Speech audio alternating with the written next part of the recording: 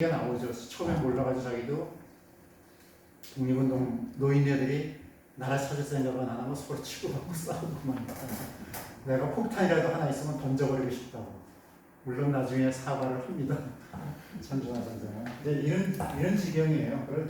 그런 와중에 그거를 조정하고 할 수 있는 인물이 흔치 않았던 거죠. 저런 분들이 있었기 때문에 그 임시정부가 27년이라는 세월을 끌고 간 거죠.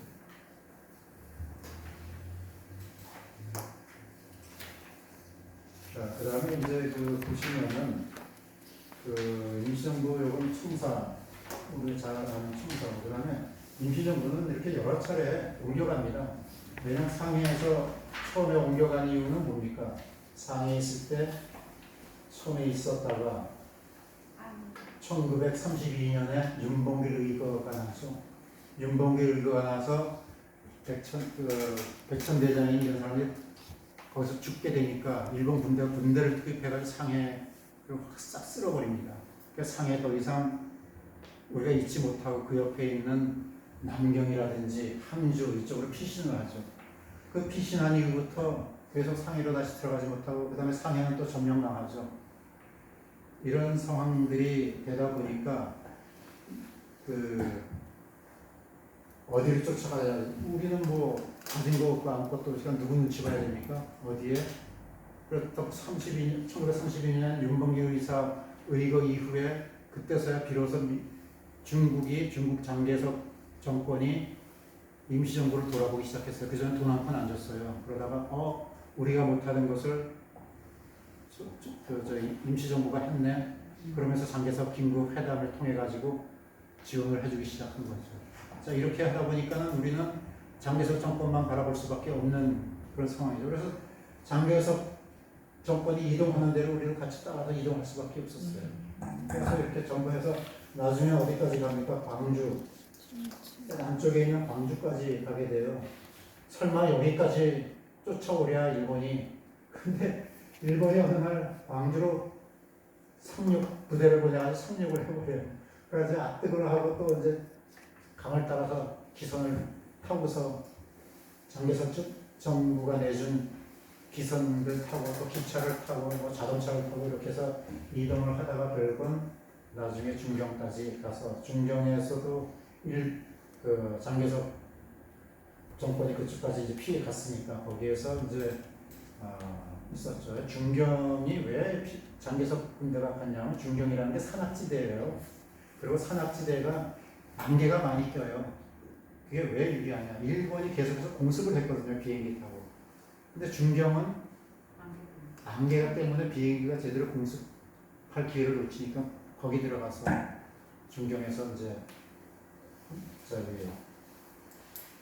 장개석 정권이 있었던 것이죠.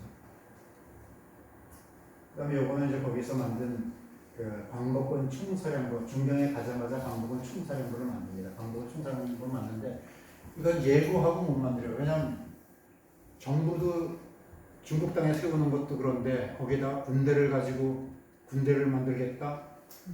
아까 얘기한 대로 달라이 라마가 와가지고 한국판에다가 야 우리 군대 만들어야 되겠어. 이게 용납이 안 되죠.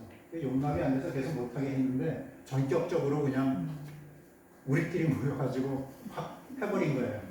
그래가지고 총사령을 선포했는데 이게 또 재밌는 게 중경이나 이런데 우리 동포들이 많지 않잖아요. 처음에 광복군 만들 때는 불과 한 5, 60명. 왜냐하면 정부에 따라다니는 그 독립운동가들의 아들, 딸들을 다 광복군에 투입시켜서 고려봐야 한 몇십 명 안 되는 거죠. 그렇게 처음 시작해요. 광복 총사령부 선거를 그렇게 시작해요. 그 일지대, 이지대, 일지대는 대체 김원봉 세대, 조선 의용대, 그 사람들, 그 의용대 중에서도 한 200명 됐는데, 한 3분의 1은 저기 화북, 중국 공산당 쪽으로 가버려요. 그래서 나우가 싸우러 갔지, 만날 체조만 하러 있었던 게 아니다 해가지고, 소위 조선 의용대가 화북으로 가버리고, 나머지 한 60명 정도 남아있던 가지고, 김원봉 선생이 이제 거기서 일지대를 만들고, 이지대는 여러 저걸 긁어 모아가지고 이범석이 이지대 만들고 3지대가 김학표 장군이 만드는데 김학표 장군은 그야말로 어디로 들어가냐 적진으로 들어갑니다.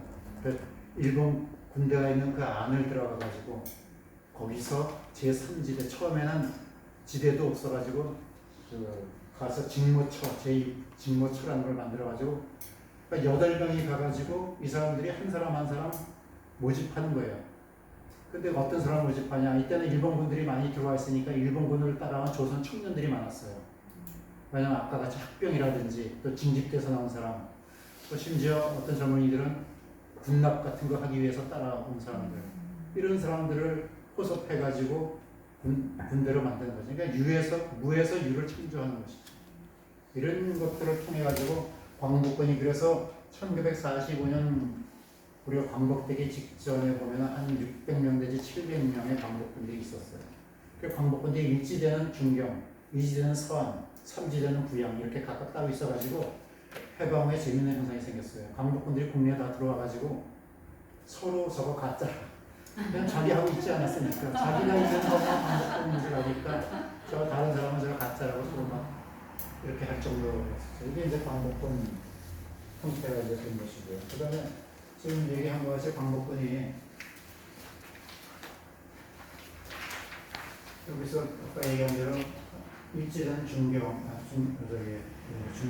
이지는 서안, 삼지는 이게 저게 한복판이에요. 여기 다 이미 철거선 따라 일본 군대가 다 점령하고 있었던 이 여기에서 이제 삼지대가 있었던 거죠. 그래서 일지대, 이지대, 삼지대로 이제 정리가 되는데 이것도 나중에 이제 들어오지 못하게 하니까 할 수 없이 개인 자격으로 들어오게 됐죠. 그래서 이분들이 이렇게 마지막 모여가지고 개인 자격으로 이제 들어오게 되는 그런 상황입니다.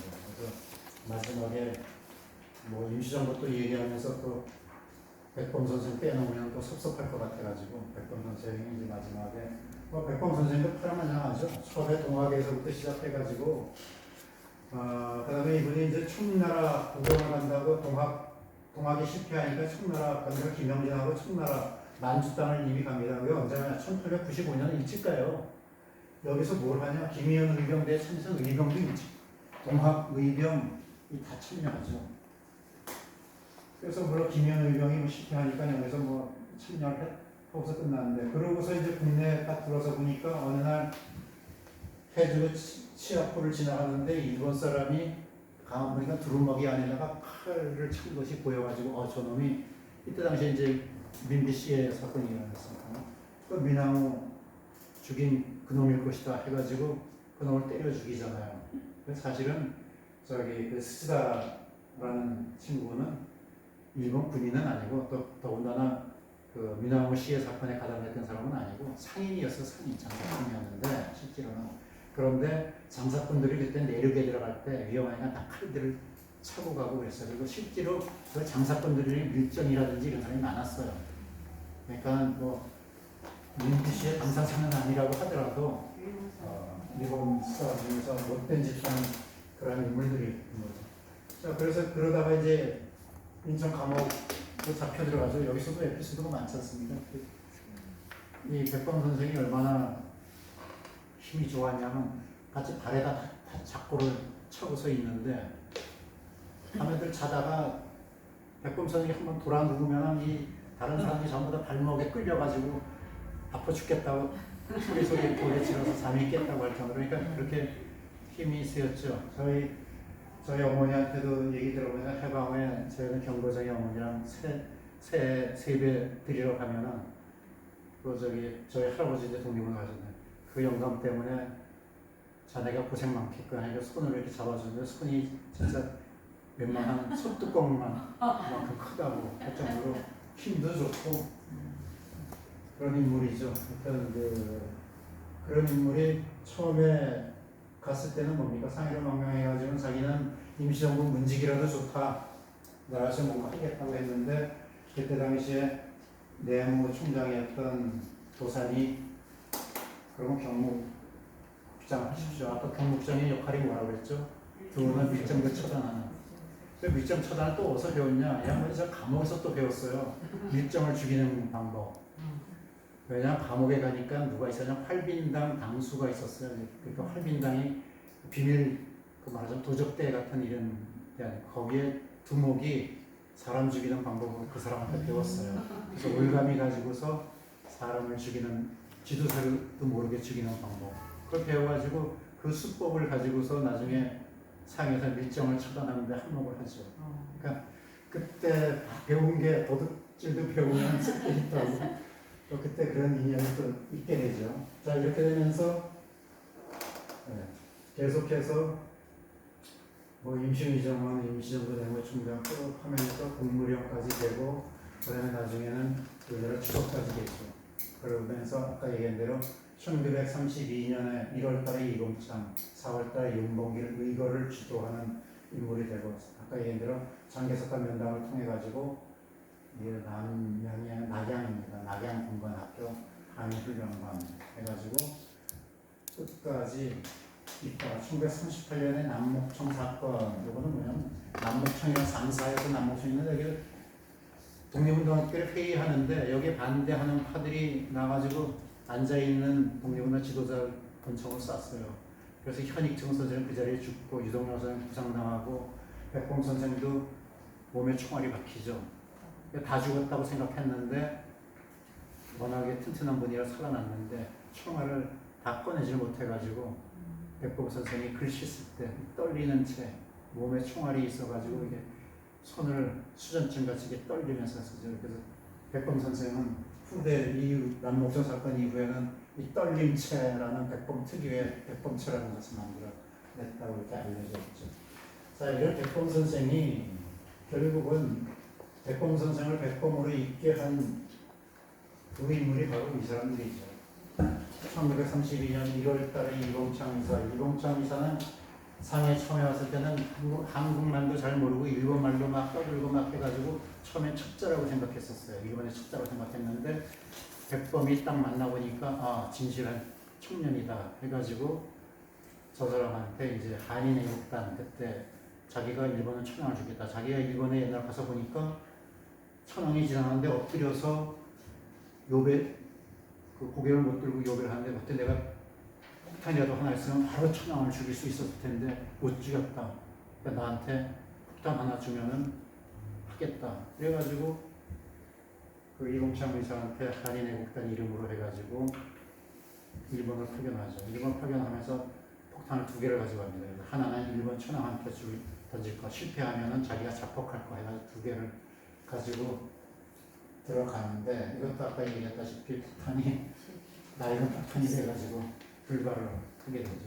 그리고서 이봉창 의사가 여기서 편지를 보내면서 한 게 뭐냐면 나는 이때까지 나를 생각해주는 사람, 나를 믿어주는 사람을 만나지 못했다. 그런데 백범 선생이 나를 믿어줘가지고 나한테 거사자금 수백 원을 갖다가 내가 그거 가지고 도망가면 끝인데 거사자금 수백 원을 줘가지고 자기가 거사를 할 수 있겠다. 나를 믿어준 백범에 대해서 또 얘기를 하죠. 그래서 백범 선생이 했고 그 다음에 그 이봉창 이사가 저거 하면서 이봉창 이사가 총에 맞아가지고 저기 잡혀가지고 그 사형을 그러니까 불발이 되죠. 천황한테 던졌는데 불발이 되는데 중국의 신문들이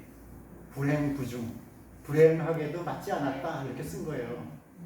그러니까 일본이 뿔났죠.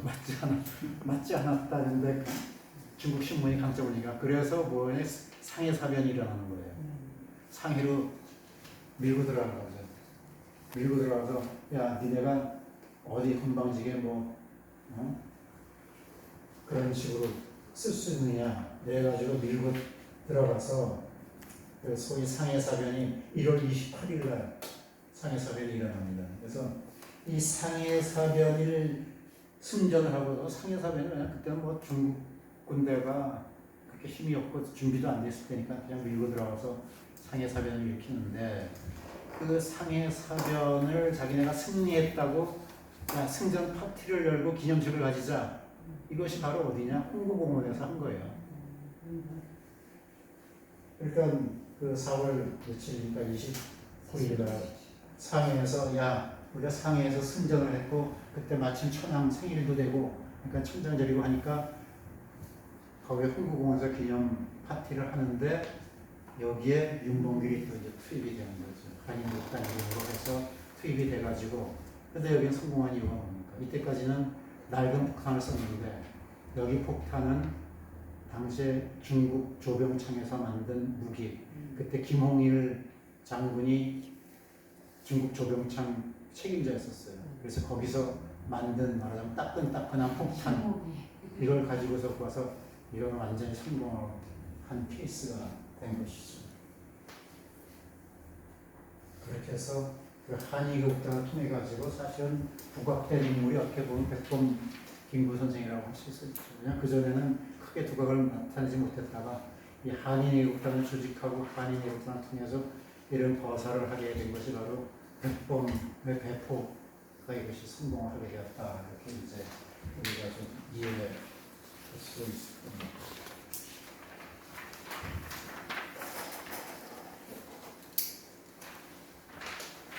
자, 마지막에 조국의 독립을 선열도 들키었다. 이게 왜 이 얘기를 드렸냐면은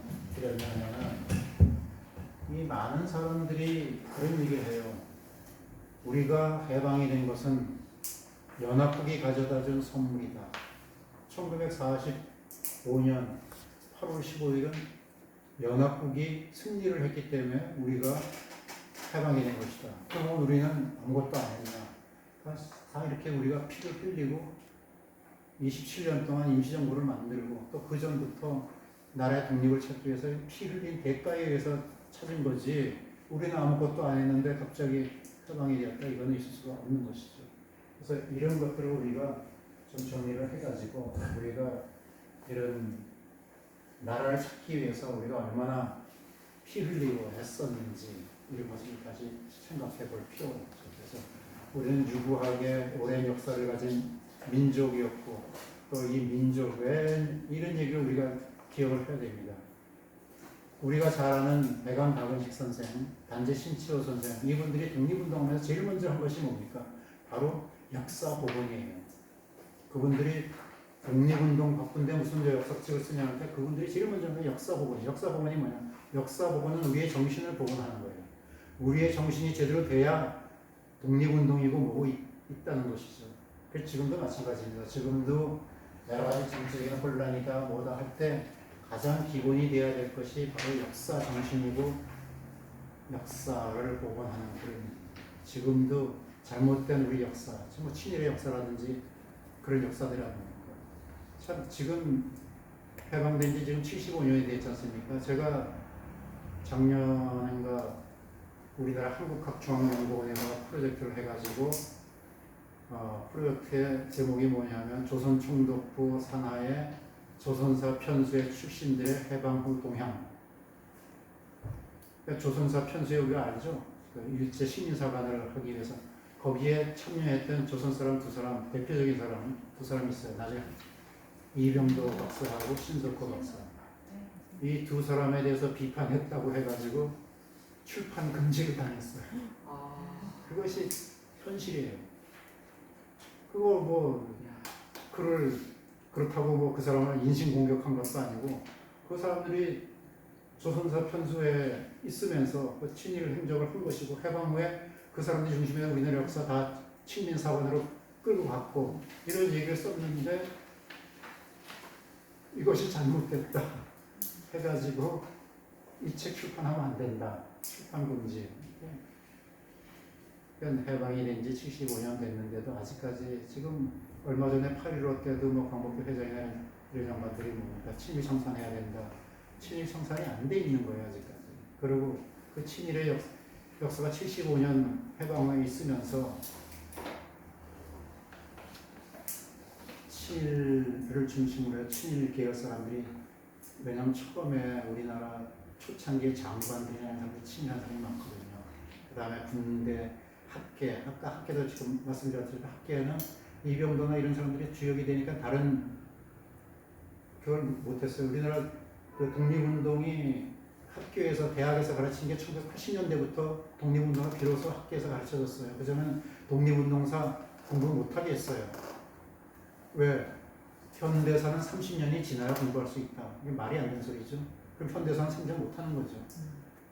그 못하게, 왜 못하게, 이병도나 이런 사람들이 주역이었어요. 못하게. 왜? 독립운동의 역사가 나타나면 자기네 친일 역사가 밝혀지니까 못하게 하는 거죠. 그런 하에서 지금까지 내려오다가 1980년대 와서 한국 독립운동사를 대학에서 가르치려다 보니까 자료가 없어요. 이미 그 독립운동 했던 지도자급 인물들은 다 돌아가셨어요. 그래가지고 지금 독립운동사 꾸민 것이 다 뭔지 아세요?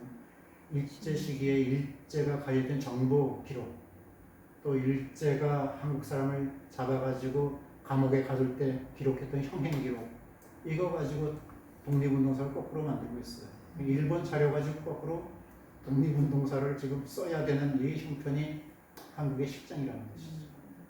그래서 이런 것들, 그래서 이런 독립운동이나 이런 것들을 통해 가지고 우리 독립운동과 또 우리 역사의 복원, 또 우리 정신의 복원, 아까 얘기한 개천 사상이라든지 또 단기 연호를 다시 세우자고 하는 것이 그냥 예거를 무조건 하자는 것이 아니고 우리의 정신을 다시 되찾자 하는 그런 의미에서 이제 같이 이야기를 나눠봤습니다. 시간이 좀 많이 지났는데 혹시 뭐 여러분 질문사항 하실 게 있으신가요?